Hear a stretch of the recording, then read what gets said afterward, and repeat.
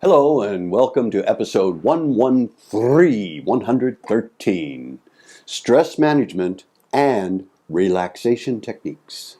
One of the questions I ask in training, who likes stress? Almost no one raises their hand. And I say, well, I love stress. And the audience says, you love stress? My name is Gary Verheller and I'll be your host for what we call the Substance of Living podcast. Today, we'll look at what we call life's lessons. And I hope this will provide you with some insight, maybe even some inspiration to life's challenges. My running coach, Tony Sandoval, who was at UC Berkeley and had many All-American athletes under his tutelage. I learned from him when he was a graduate student at University of New Mexico, where I went to school. And he said something very simple. Stress is a stimulus for growth. Let's listen to that again. Stress is a stimulus for growth. And if you think about it, that's true. When my wife and I go to the gym and we lift weights, we're putting stress on the muscle. So it's not stress that does damage. It's too much stress. You must have a work-life balance. In this case, you must have stress and then trained recovery time. Stress, trained recovery time. You have to have that balance. If it's stress, you'll end up losing all forms of control. So you have to have that balance. Now let's talk about trained recovery time. What does that mean?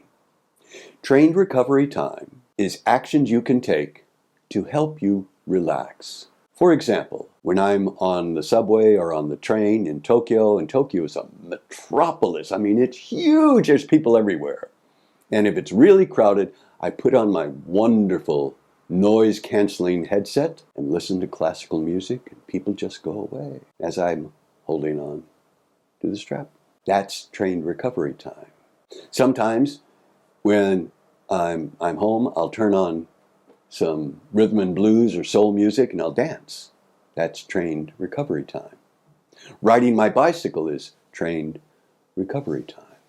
It gives me a chance to just relax. I was talking to a friend of mine, and he and I both enjoy folding clothes, the clean clothes after they come off the line, folding them, putting them away. It's a mindless task, essentially, and it's a recovery time. Same thing with ironing. I do all the ironing at our house. My wife hates ironing. I do it because it's almost, again, mindless. It's a recovery time for me.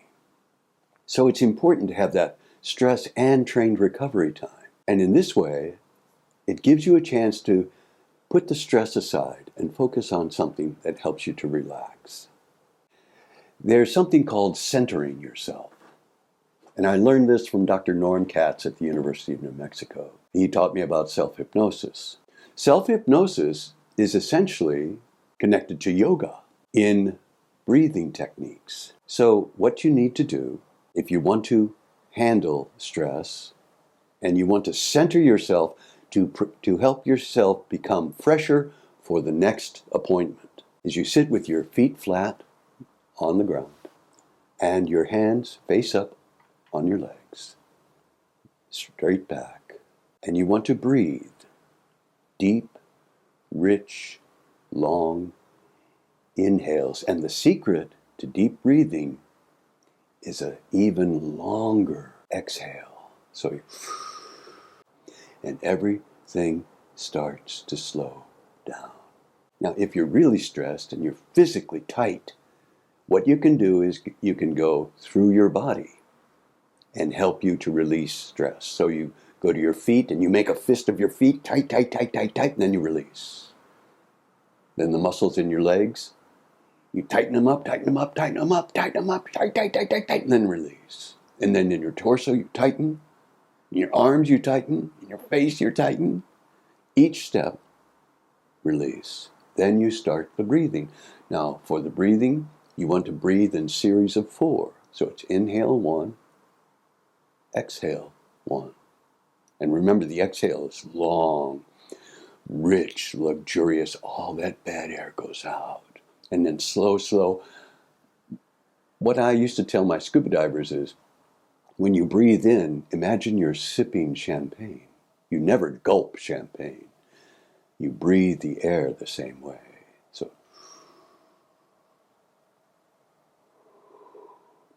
and what will happen is usually you'll lose count. That's okay, just start the count again. And that's centering yourself. That's a very productive relaxation technique that you can also use when you go to bed. If you've just got your brain is just overacting and overaction and got too many things on your mind, start with lay on your back, knees bent, feet flat on the bed, hands up on either side, palms up. And you go through the process of tensing your feet, relaxing, tensing your legs, relaxing, your torso, relaxing, your arms, relaxing, your face, relaxing. Then you start the count of breathing, inhale and exhale very slowly. And what usually happens is people drop off to sleep very quickly. So stress is a stimulus for growth.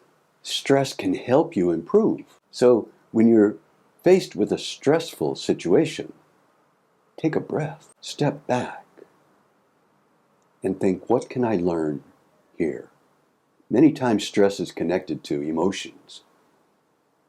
When you're feeling that emotional stress, take a breath and focus on the information, not on the feelings. Let the feelings wash over you like an ocean wave. You can't stop an ocean wave. What you can do is let it go by. Dive into it. Let it go by. And in this way, you're focused on the information. And you'll get back into control. So, how to handle stress? Realize that it's a stimulus for growth. It's an opportunity for you to learn about yourself. And then use the relaxation techniques like from Dr. Katz in self-hypnosis. And that will help you reduce your physical stress and help you to center and then focus on what needs to be done. Good luck. Thanks.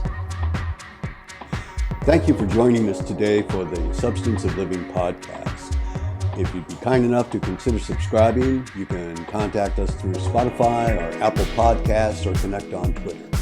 Join us again next time for what I hope will help you navigate life.